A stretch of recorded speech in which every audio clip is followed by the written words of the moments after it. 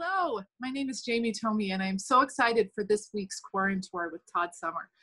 We are going to talk about all things writing and editing and LGBTQ characters. It's going to be so great. Thank you for joining us.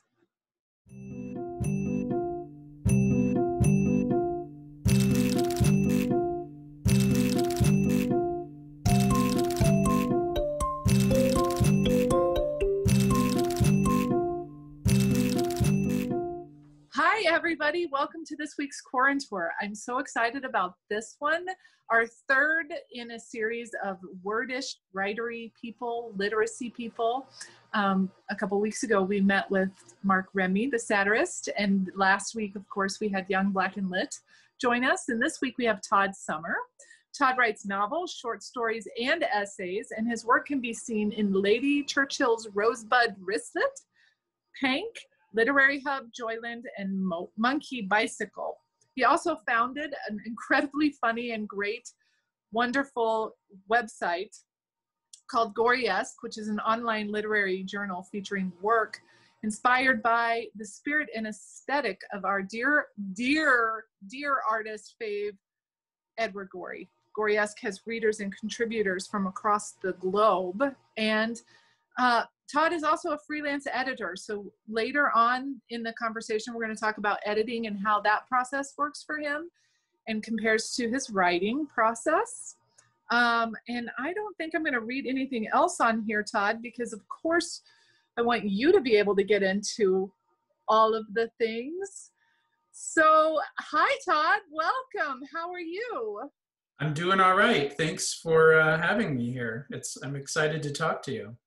I'm excited to have you here, and I can't even believe how lucky we are in these conversations to have such incredible people. I want to let everybody in the Zoom know that you sent me some of your work, and we will talk about that a little bit later. But let's start with this very basic question on everyone's minds today. How did you come to become a writer? Did you always know you were a writer? How did that process of growing into writing as a thing happen for you? Yeah, I mean, I think it was pretty natural for me, and it was definitely a slow process, but I began writing things, bits and pieces of things really early on when I was a kid. I was lucky enough that, my mom would take me to the library, read stories to me when I was very young, really encouraging sort of the love of story and of storytelling by getting me into that. The trip to the library was always a very exciting time for me when I was a kid. So that really, I think, created that spark of interest in storytelling. Later, my mom, my stepfather, and my dad would always take me to the movies all the time. As I was growing up, I saw so many different films thanks to them. My interest in storytelling then just grew from that. So having, being an only child until I was 14, I had a lot of time by myself, a lot of alone time, just sitting around, kind of a loner type of kid. You probably can get that from, some of the stories I've written of kids like that. So I had a lot of time to myself where, you get so bored at a certain point, you want to just come up with your own ideas, your own stories. Yeah. So what I did was just start making comic books and sort of picture books. And then it just kind of grew from there. Oh, I love that. So you are a book artist as well, where you're combining text and image together in that way, starting from a young age too. Yeah, I have a couple of examples that I can show you in a little bit that we can talk about. But that was my first sort of foray into writing, just putting together these comic books that I would come up with.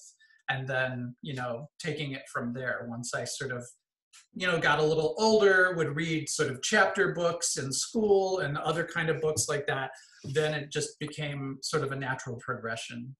Yeah. So I was going to say, like, I think I was about 16, a junior in high school, somewhere around there, where I attempted my first full novel. So I finished it, but as you can imagine, it wasn't very good because I was 16 years old. So. Sure, but I love that, and I love that drive that you had. That is so great. So back then, did you consider yourself a storyteller primarily, or did you consider yourself a writer? And I don't necessarily want to separate those two in definition. We could talk like for hours about that. But did you, when you were young, how did you identify in that way? Was it, oh, I'm a writer, and did you tell people that? Or, oh, I like to tell stories? How did that frame come for you? I think that I think this happens with a lot of writers, but there's this sort of reluctance to call yourself a writer or to give yourself permission to call yourself a writer until you say maybe publish stories or novels or whatever later in your life. But Right. when I was growing up, I always said, I want to be a writer. This is a dream. This is a goal of mine. I want to one day be a writer. But I was already writing, as a kid. I had a little electronic typewriter, I think when I was like 8 or 9 years old, that my mom and stepdad got me. And so I would just type out little weird short stories. Oh, Kind of mimicking stuff that I loved at the time. I think I was about 8 or 9 when I started reading Stephen King novels, which yeah. probably warped me from there on, but in a good way. Yeah. And so I would just mimic those stories. I loved them so much. I'd spend hours reading them. And so I wanted to write my own versions. But I always said, I want to be a writer one day. I never really gave myself the permission to say, I am a writer. Right, to own that identity until later on, maybe. And where did that shift for you to be able to say, I am a writer? Was it for you your first published thing, or was it kind of the realization that you were now allowing yourself that permission? Does that make sense? Yeah, definitely. I mean, I think it was before I ever first published anything, but it was probably not until sort of I had been doing it for a long time. And, I when I went to undergrad way back in the 90s, I did it on the side still. It was still like, okay, you have to major in something maybe a little more practical. But I minored in creative writing. So I was still doing it. But I took a big sort of break in between until I decided to go to grad school when I was in my mid-30s. And then I was basically like, this is still my passion. I'm going to take a time out from real life, so to speak, and go back to grad school and totally sort of zoom in and focus on it completely. And I think that was the point at which I was like, okay, I can go ahead and call myself a writer now, even though I haven't published anything yet. Yeah, now I'm officially dedicating, as opposed to, I think maybe what I'm hearing from you is kind of like the hobby version versus the quote unquote real version. Although I personally feel like if you're doing something, quote, even as a hobby, you're still that thing. You're still making books, you're still making paper, you're still, able to say, I write, I am a writer, because you're sitting down and doing it. So I just find that very, very interesting. And I'm so curious in conversations with writers and artists of where that identity piece comes in. And I also want to know, because you teach writing on occasion as well, how do you work with students on owning that identity? I think that I try to take, because I waited so long to go back to grad school to focus solely on writing and sort of integrate that into sort of my professional life, I try to take the lessons that I learned along the way and sort of things that I realized, not too late, because I always say it's never too late for anyone, but I realized later in life things that maybe if someone had sat down and told me earlier, I may have done things differently. So I always try to push students, no matter what, whatever their writing focus might be, to just go for it. I mean, really my basic message to any writer is to go for it. Yeah. So that's, sound kind of basic and simple, but the point I'm making is, for instance, in, this recent LGBTQ fiction class I taught, the basic lesson is the world needs more of your kinds of stories, and they need more diverse voices within that universe of stories. And in many times, you might think something has been done before, but it's not been done by you. So you need to tell your unique story, and you need to get it on the page and just get it out there. So really the message again is, write what your story is, whatever that is building inside of you, and then, find the outlets to make it happen, because they are out there. You just have to seek them out. And, be part of the community, because the other people are always more than willing to help you. That's one major thing I learned as I, went forward in my writing progression. Yeah, I love that. And you're right. All kinds of people are willing to help. I want to jump ahead in my conversation questions that we sort of worked through a few, but I'll be jumping back and forth. I'm not Terry Gross. I'm going to jump around questions, because you brought up your class that you taught, the LGBTQ fiction class that you taught.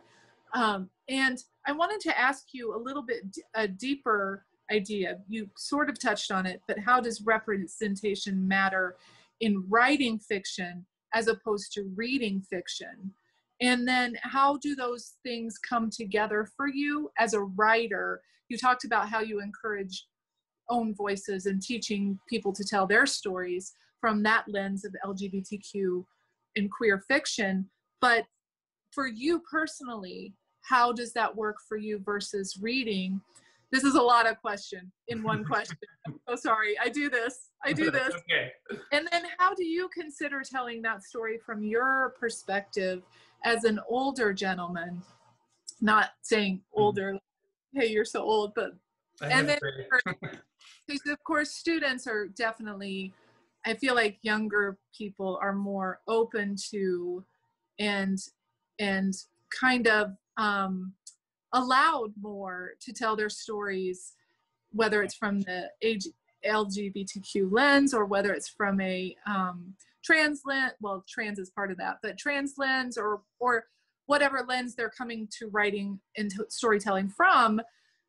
Young people today, I feel, are more encouraged than we were when we were younger to tell own voices stories. So this is a lot. This is a big question, and I'm pretty sure I asked it. Do you understand what I'm asking? I think I get the spirit of your question, so I'll try to answer accordingly. Well, and just thinking back to your story, your novel in particular, about writing for this person who's coming of age, and he's got a crush, and just all of the things he goes through, and also thinking about characterization, but telling it from a true standpoint, as opposed to if I were to write a story about a gay man coming out, it wouldn't work because I've never experienced coming out. So how does that work for you as a writer, and then as opposed to as a reader, like coming at it from a writer's point of view and a reader's point of view? Is there a difference for you, or there's a lot in that question? I'm so sorry. That's okay.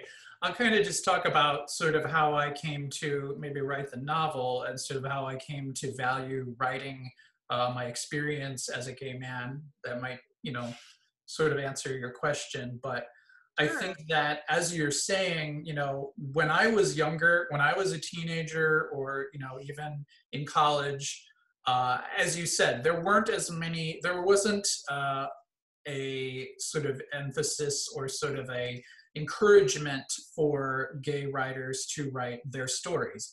Of course, we have, gay fiction going back, decades, and some of our classics, James Baldwin, for instance, to name one of many, are from decades ago, and they sort of help pave the way for queer and gay writers today.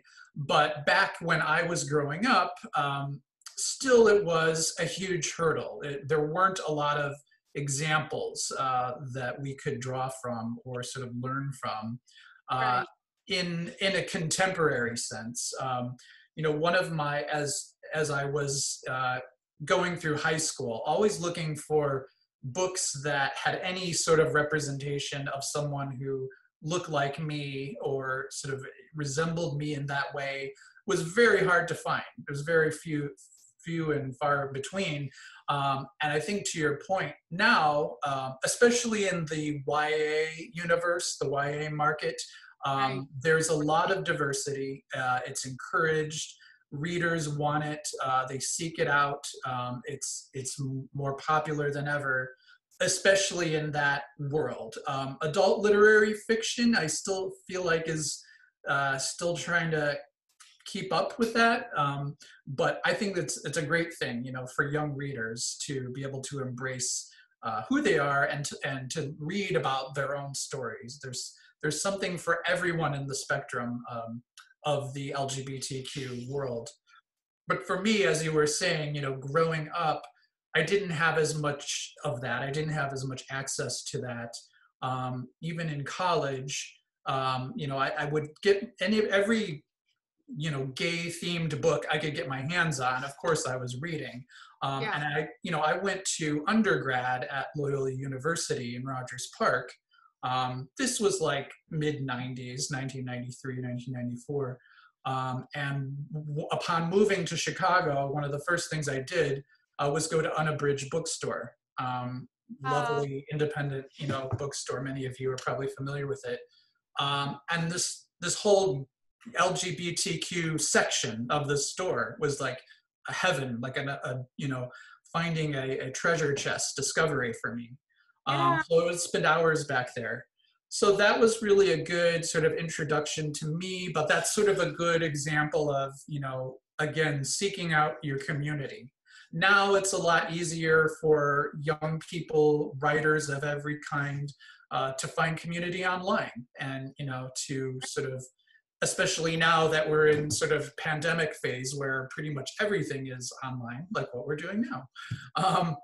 That's, you know, been, I think, a really great help to LGBTQ writers as well. Sort of being able to bridge that gap with people who are from different geographic spaces all over the world, but share your similar interests and goals. So, you know, I don't know if that answers your question, but as I was growing up, you know, seeking out those kinds of stories, seeing them more and more as time went on, it was an encouraging thing to me. But given the progress that we've made, as I'm sure you are well aware, we still have a long way to go. We still have a lot of discrimination happening. Sure. You know, homeless youth, I think the majority of them are LGBTQ. So we're not there by any stretch of the imagination. So that's another reason why, you know, say in classes, for instance, I encourage students, write your story because we need every voice out there. We need to shed more light on all these lives that live under the LGBTQ umbrella. Exactly. So for me, that's one reason why, you know, and sort of not to diverge too much, but as I was growing up and working more and more in my writing and trying to sort of launch a career out of it, one of my fears or concerns, if, you know, for lack of a better word, was that if I wrote something too gay or from a gay point of view or with gay protagonists, it Right. wouldn't be marketable. I wouldn't be able to publish it. You know, it wouldn't sell. Right. I'd have a harder time finding an agent, that kind of thing. And so I worried about that for a long time. And I still hear, you know, even in my class that I recently told, I'm still hearing students say, well, that's the kind of pushback they're getting from some places in the publishing world. There's still this discrimination against gay stories. And Yeah. I had to let that go at a certain point and not worry about that because I wasn't able to tell as truthful or authentic of a story when I was trying to adopt some sort of persona that I don't have any access to. You know, you mentioned as a as a, a woman, you wouldn't be able to maybe tell the story of a gay young boy or something like that. It's that own voices idea. I think in fiction, even though it's fiction, you tap into so much of truth, or so much of your own experience spills out onto the page.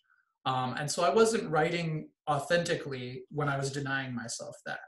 So I had Yeah. to let that go and be able to just tell a more genuine story.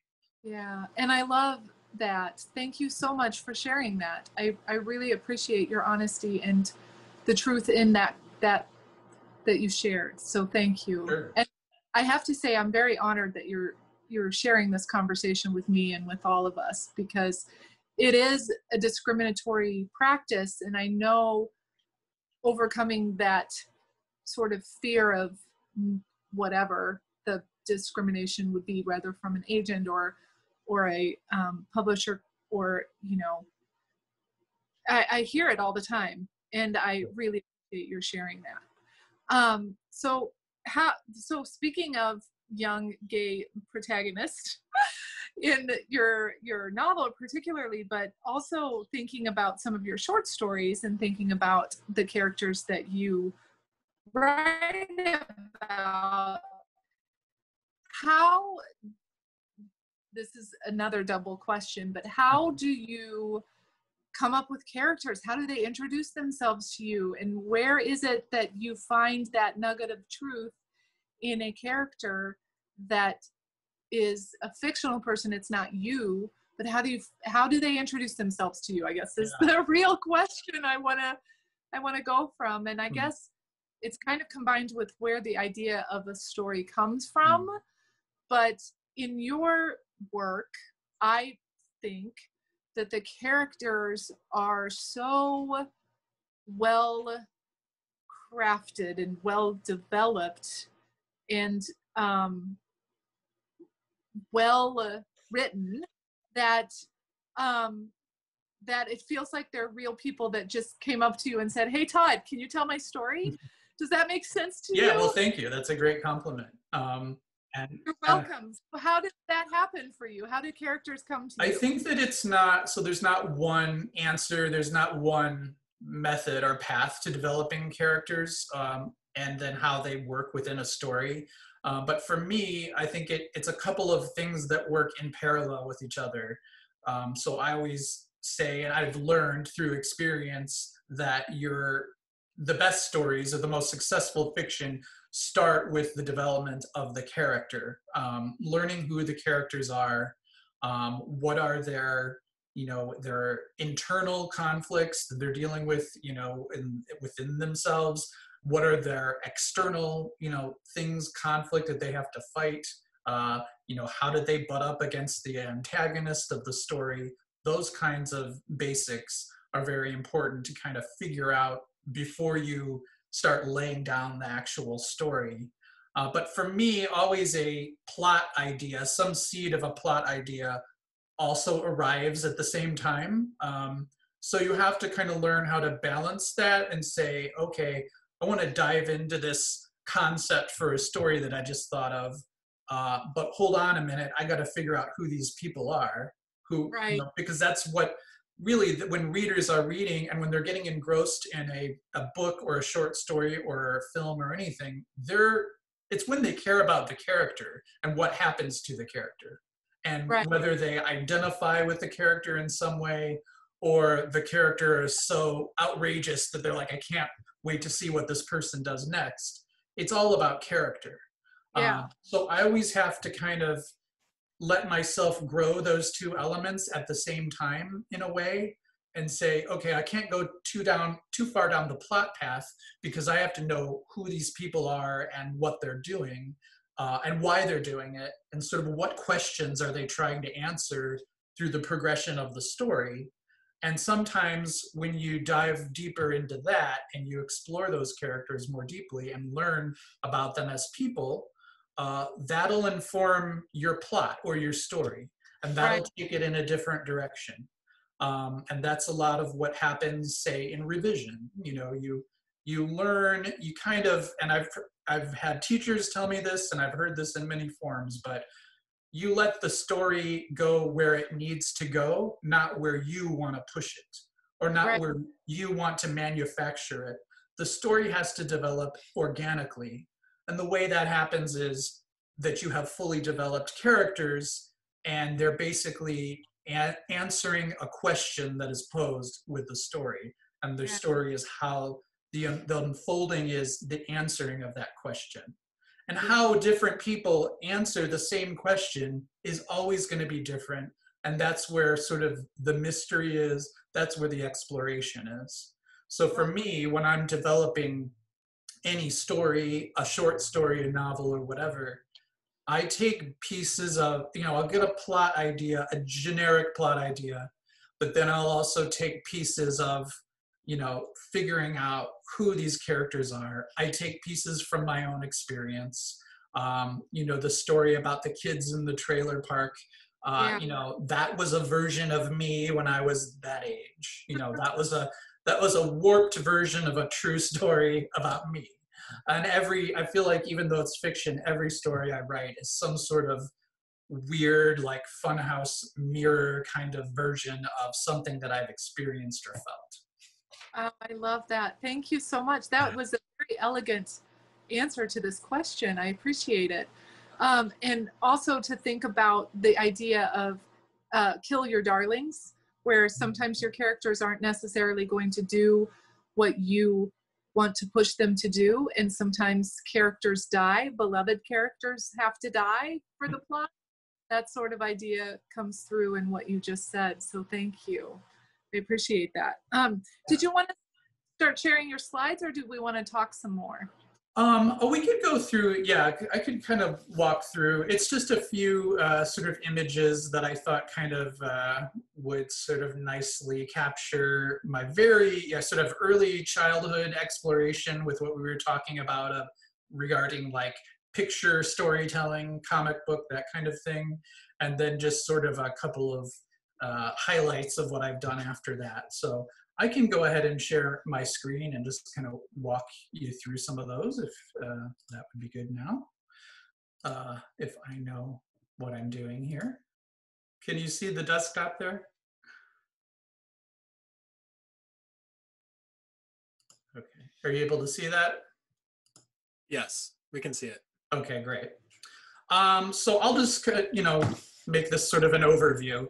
The early years, meaning sort of when I was a kid, and there's, some family members, my mom is in the middle there, and my grandpa, and then there's me and my stepdad down toward the bottom. This is really, as I was saying, my mom helped instill the love of story by reading to me and taking me to the library and sort of teaching me about, the importance of that. And as I was saying before, my mom and stepdad would take me to see all kinds of films, which just, when you're a kid in Indiana and you're growing up as an only child, that's kind of where your imagination goes. Like going to other worlds was always really appealing to me. And this blurry photo on the side here looks like I may be smoking a cigarette at age 2. I promised you that I didn't get started that early. So the next one, sorry, let me just,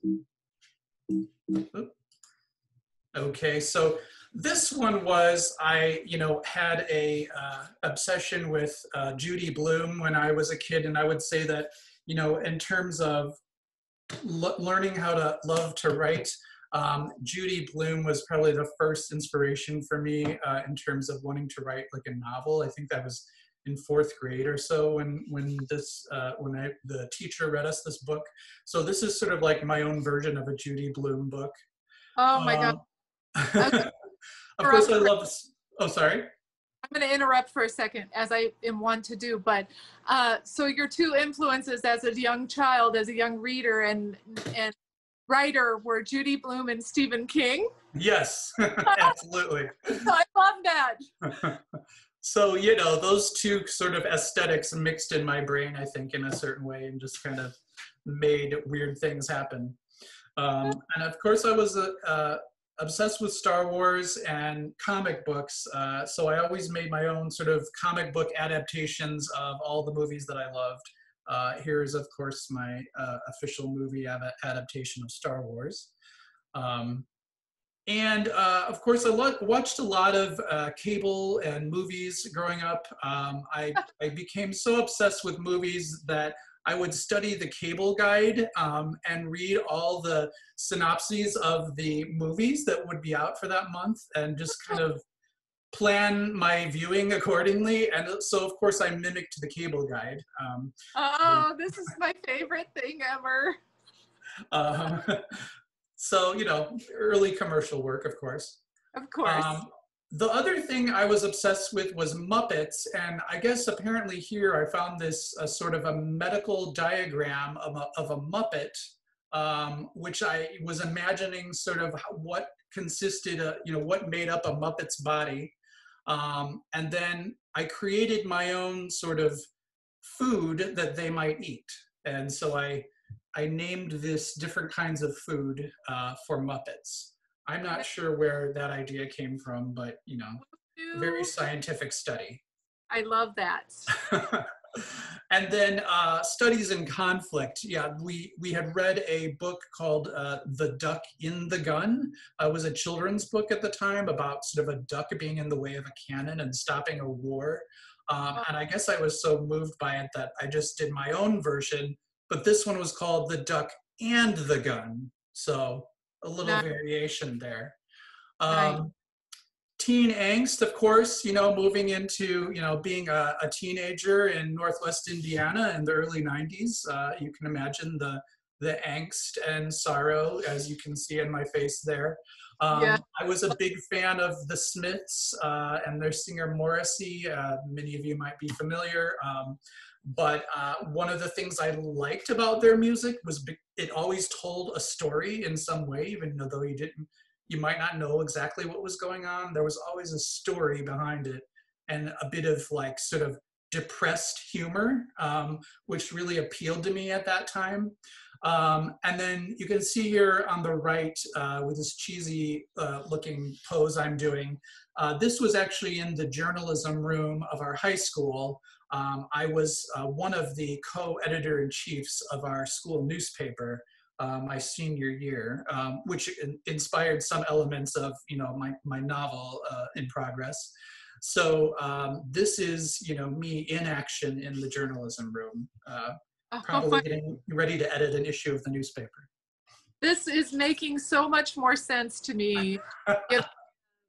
The stories and the edge of melancholy in your work. It's making so much more sense to me. Thank you for sharing. I'm glad. I'm glad it makes sense to you. Wonderful images. Wonderful. And then here is just, you know, sort of as I, you know, went to grad school and developed my novel, you know, here's a book, The Forest in Folklore and Mythology, a very important sort of element in the research that I did. A picture here of Geek Love, which was one of my favorite books, both in high school and then as I revisited it when I got older and appreciated it again anew. Just one of my favorites. It's weird and beautifully written and highly recommended if you haven't read it. Yes. And then, you know, here's me, I'm speaking at one of the Goreyesque readings that we did. I think one of my co-editors, Howard Simmons, is on right now. So hello to Howard. That's a project that we both did. You mentioned it at the beginning, but we worked on that in grad school as, you know, sort of just a project for fun. And it turned into something really cool. And it was in, this here is where we're speaking at the Loyola University Museum of Art, where Edward Gorey's exhibit was a few years ago. And then my husband, Ken Gerlief, who you know very well, had his own exhibition of his work alongside Gorey's. So we kind of just put it all together in sort of a visual art, written word, fiction, prose poetry sort of mashup, as you see on the website. I love it. And of course, in the future, when we have a home for Artist Book House, we will revisit this whole idea and rope you in on helping us produce it. Absolutely. So that is my little slideshow. Thank you for sharing all of that. I love it.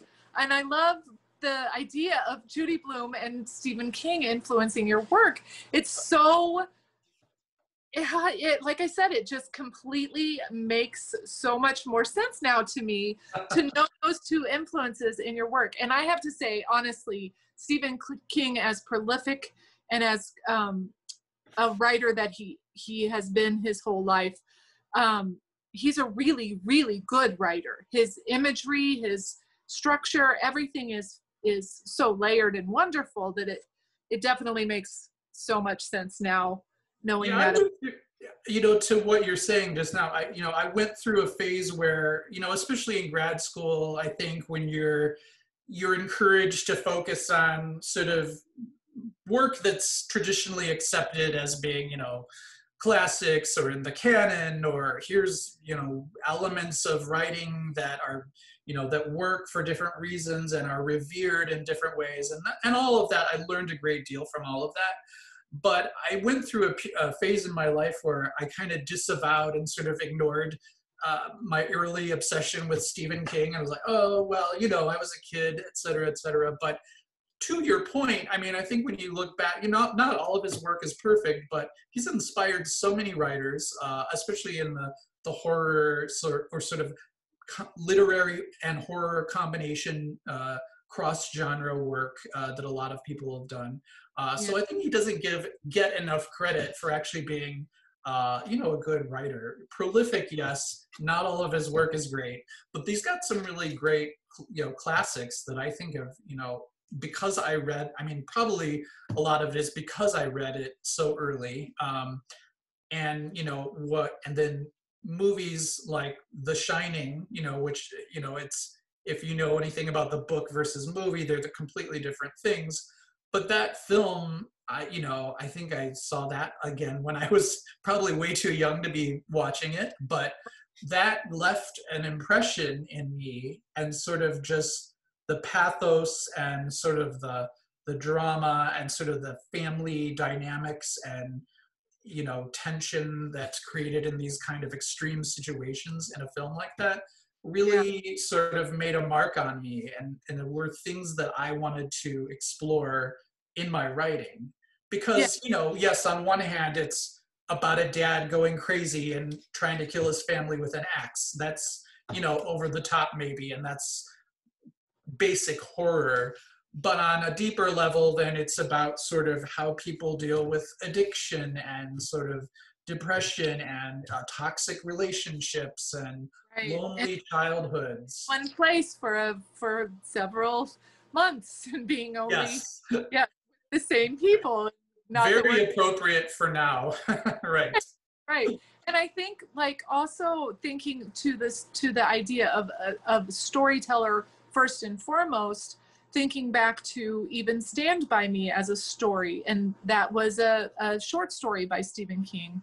And of course, the Shawshank Redemption, of course, story by Stephen King originally. And to think about that point of the mixed genres, or the mixed idea of literary fiction and, you know, classic canon elevated, quote unquote, but going to the point of literary horror or literary mystery or literary romance, even these genres, sometimes people brush them off.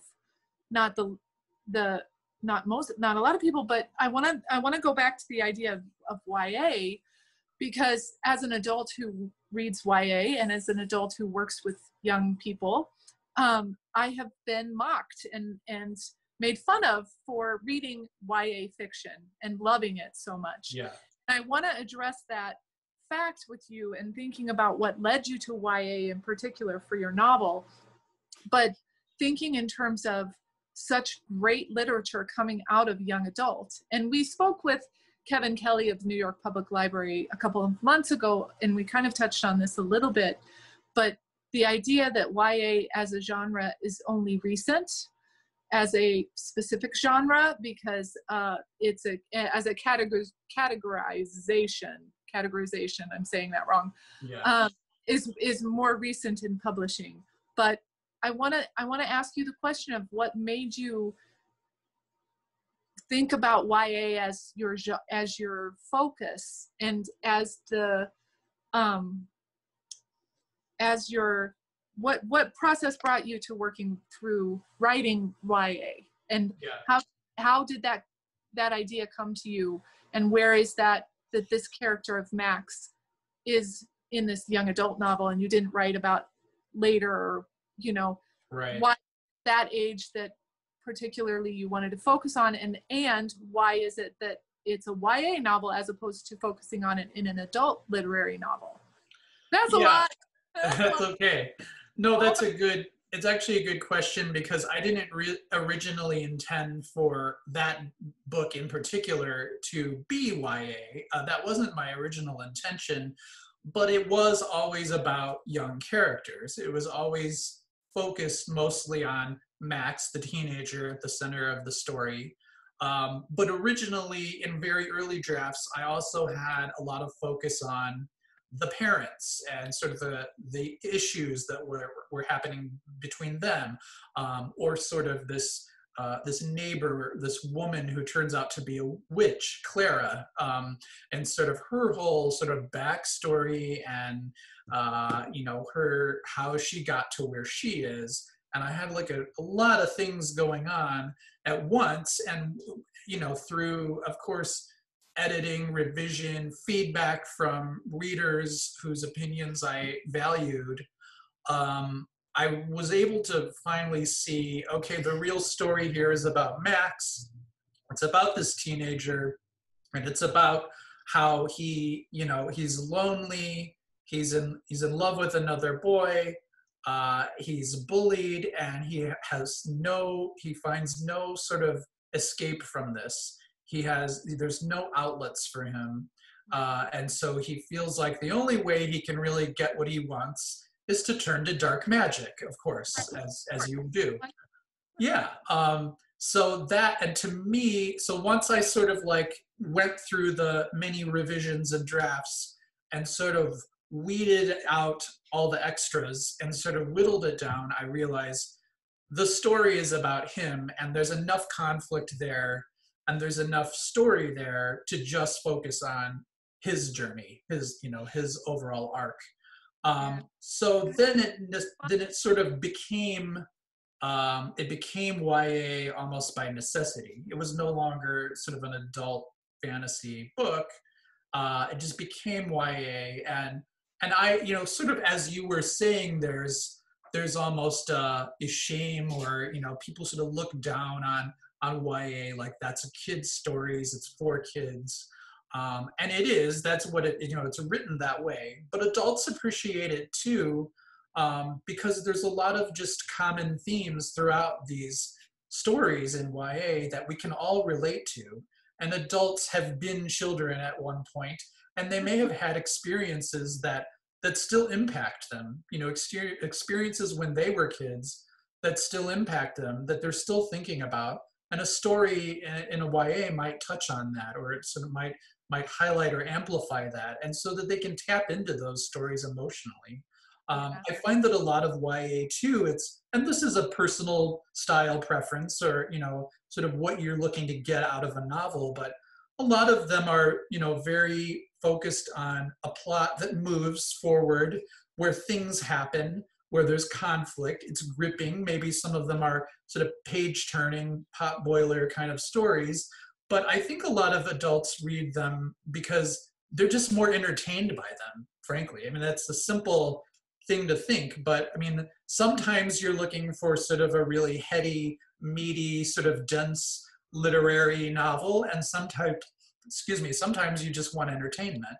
And so I think a lot of adults read them for that aspect as well. And as we were saying before, YA has gotten so diverse now. There are so many different types of stories about different types of people from all different backgrounds being told in YA. And I think that appeals to people of all ages as well. Yeah. You don't get that as much in adult literary fiction. Yeah. And there's also the going back to your writing being very elegant, and having melancholy to it.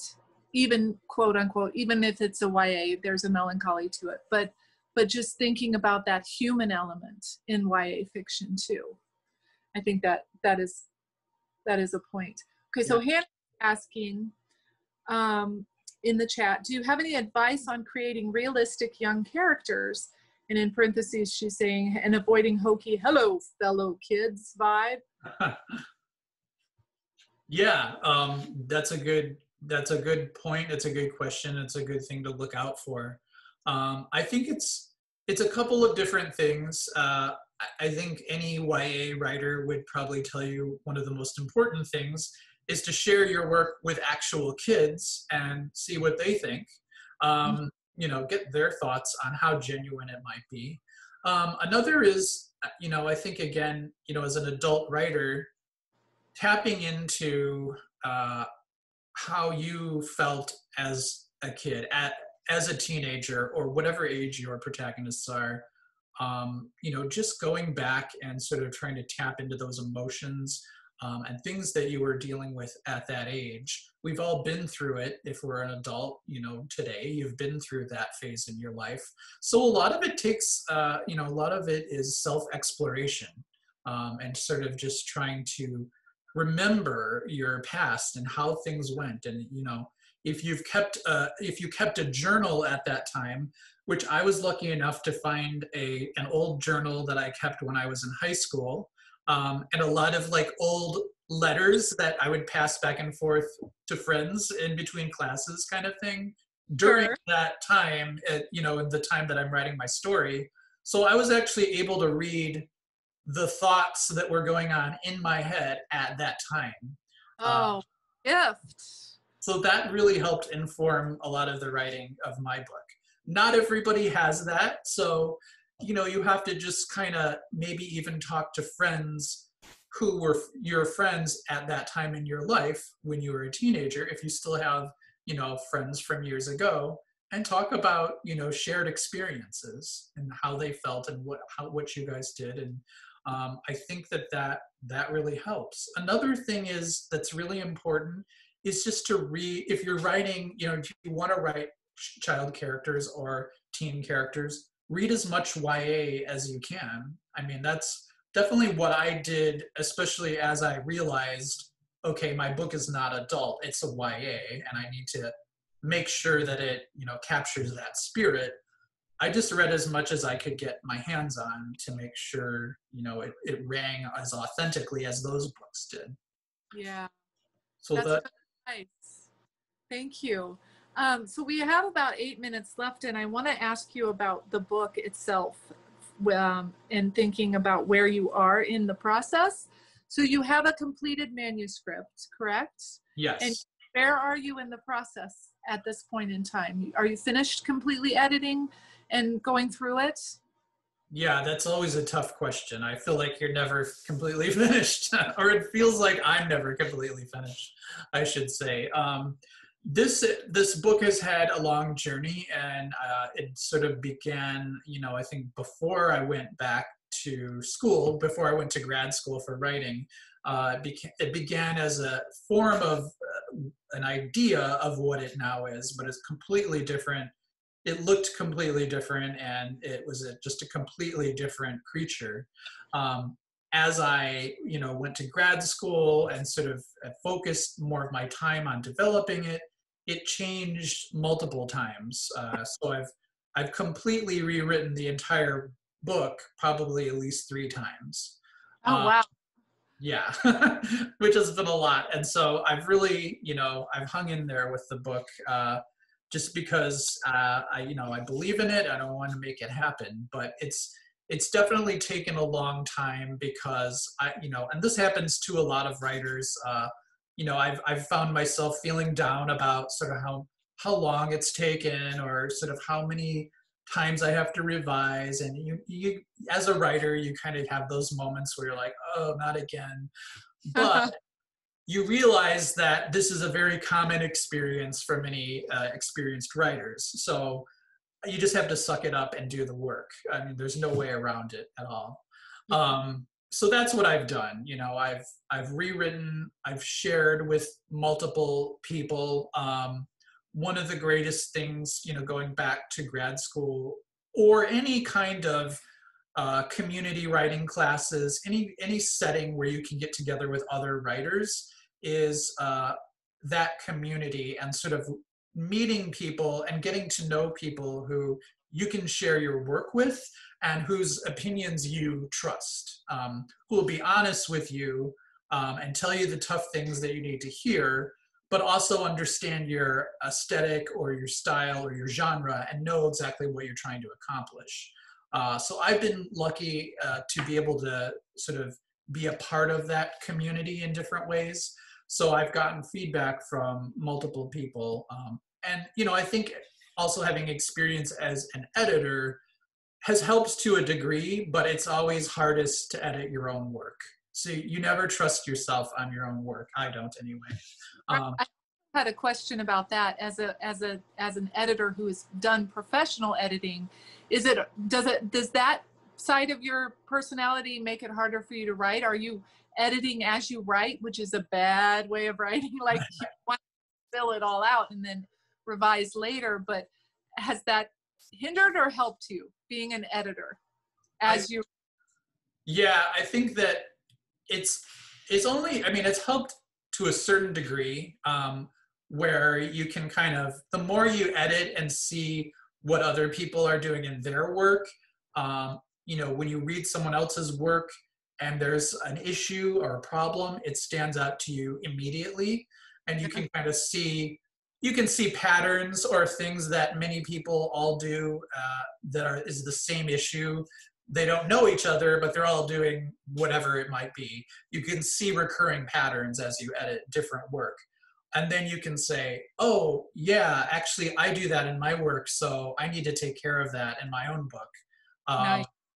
But as you're actually writing, it can help to a degree because you can think, okay, I should avoid doing this or that or whatever as I put words onto a page. But I think the best way to approach your process is just get it out. Write what you've got to write, you know, get the words on the page, and then you go back and fine tune and revise and move stuff around or whatever you have to do. But you can't be too worried about writing a perfect first draft because that doesn't exist. Right. So you just have to let it out, and then knowing that you'll go back and revisit it and fix it later. Yeah, I love that. And thank you so much for being our Quarantour guest today, Todd. I love, like I said earlier, we just need to have a time after COVID when we can all go to dinner and just talk it up, because I feel like we could talk for another hour or so, which is always what I say, but it really is that case all the time. So what I want to mention to our Quarantour guests is that you are going to be our featured writer for September Verses and Vignettes. And for those of you who don't know what Verses and Vignettes is, it's the Artist Bookhouse literary artist combined gorgeous short story memoir. I don't know what it's going to become, but it's a weekly section. It's a weekly thing from our newsletter. So if you aren't subscribed to our Artist Bookhouse newsletter, you'll want to subscribe before September so you can get all 4 weeks of Todd's new beautiful story, which is also illustrated by your husband. Yes, so, very excited. So I'm so excited about that, and I'm looking forward to reading that story and having that happen for Artist Bookhouse. And I really appreciate all that you do and all that you are, Todd. Thank you so much for being here. Thank you. Had a great time. Yeah, and so lastly, before I make it the Brady Bunch thing so people can jump in and say goodbye to you in person, I would like to also mention that we're doing a very, very fast down and dirty fundraising campaign for Artist Bookhouse, where we want to raise $2,000 by the end of August to continue our online tutorial programs. Oh my gosh, and I completely forgot to mention that you are our next online tutorial about writing too. So people can look for that soon, next week, I think, right, Ken? I don't know, but that will be released, and it's going to be a writing tutorial, and I'm so excited about that. But we want to continue producing our online open house tutorials through the winter, and we need $2,000 to be able to do that, and we've raised $600 so far in the last 2 days. So thank you to the donors who have donated.